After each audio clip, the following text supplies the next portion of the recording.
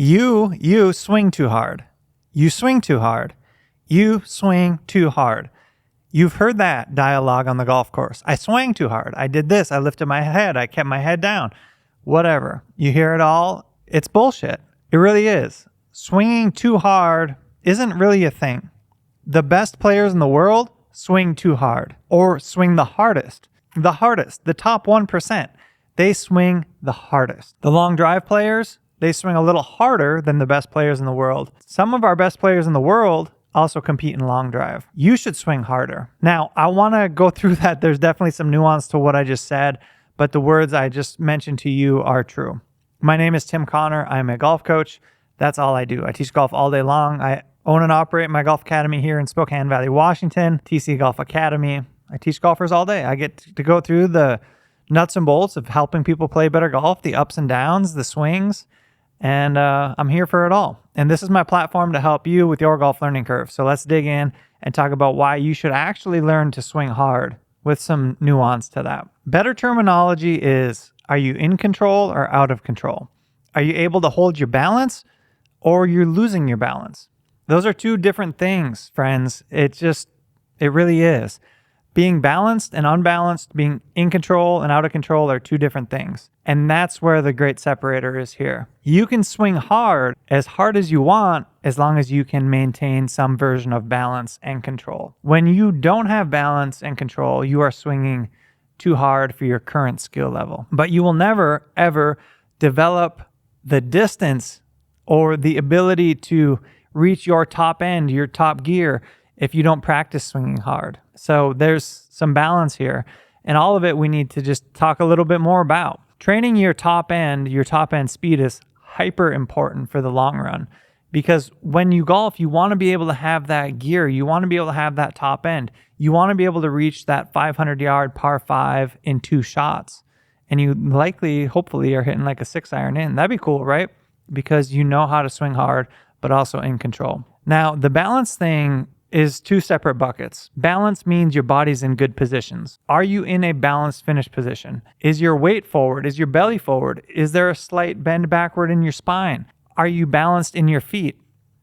Developing balance is also a skill. Can you stand on one foot? Can you ride a skateboard? Can you snowboard? Can you balance on one of those funny things, that the balance board type stuff?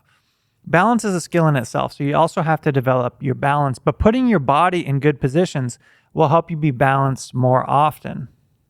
Moral of that story, develop your balance. Do things that are athletic. Do things that require you to understand where your body is in space. This is a skill that I will say many adult golfers, particularly in the guys category, don't have, is they don't understand where their body is in space. A lot of them don't know how to move their hips one direction or the other, to pull your pelvis more underneath you and that kind of thing. That kind of body awareness is developed through some type of technical coaching typically. I really like gymnastics as a background for that. Dance is also another really good one.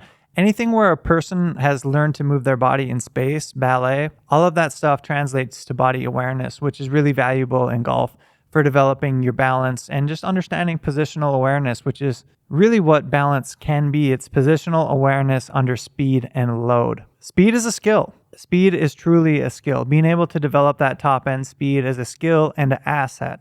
I don't want you to think anything other than that. Speed also could be a detriment if you're out of control. But assuming we're in control, we're able to maintain our balance, you cannot have too much speed. Now, with everything, there's compromise.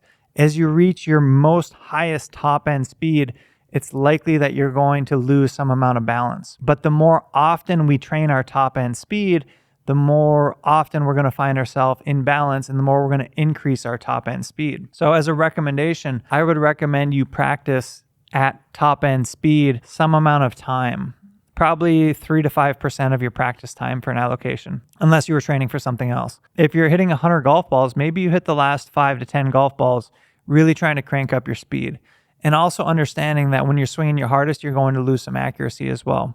That's why we want to bring our accuracy closer to our higher top end speeds And that only happens by practicing at the top end. So we are understanding what it looks and feels like to swing our hardest and what happens. What are we likely to do? Are we likely to leave the face open or close the face? Are we likely to lose our balance? What are the things that are going to happen at your top end speed? And you don't know if you don't practice there. So it's definitely my recommendation, if you're not brand new to the game, that you practice your top end speed some amount of time. I would consider it highly underrated, because we want to develop balance at top end. We want to develop club face control at top end. We want to be able to push our top end even further so we can hit the golf ball further, because always hitting the golf ball further gets us closer to the hole, and getting the golf ball closer to the hole makes the game easier.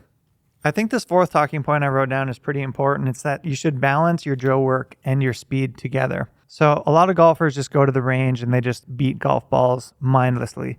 They hit ball after ball after ball without staying conscious of what they're trying to practice and work through. So we want some amount of practice to be drill work. We're working positions, we're working technique, we're working the finer things that might be the faults in our golf swing. We're working through that with drill work. Drill work could be 10 to 20% of your practice time from 100%. If our pie was 100%, drill work could be 10 to 20% of that time, depending on where you're at. If you're making a change, it should be more. If you're very comfortable with your technique, it could be less, but that is a good starting point. We want that drill work to help reinforce good habits to do what we're about to do next, which is practice our top end speed. I mentioned it earlier, but 5 to 10% of your time would be a good place, a good amount of time to practice that top end, depending on what your goals are. And practicing your top end simply means cranking up that speed and swinging as hard as possible, learning how to generate sound with the club head, learning how to generate sound with sticks and things like that, because sound equals speed. So when you're creating that whoosh, a louder whoosh is a club head that's swinging faster. And also, if you could practice with feedback, that's good. Some type of launch monitor, something that's measuring your speed, but it's not necessary. I think the moral of this story is that we should work on all of the skills throughout golf. We want to balance our technique work and drill work. We want to balance our top end speed work. We want to practice with short irons, with mid irons, with long irons, with drivers. These are all separate skills that need to be practiced.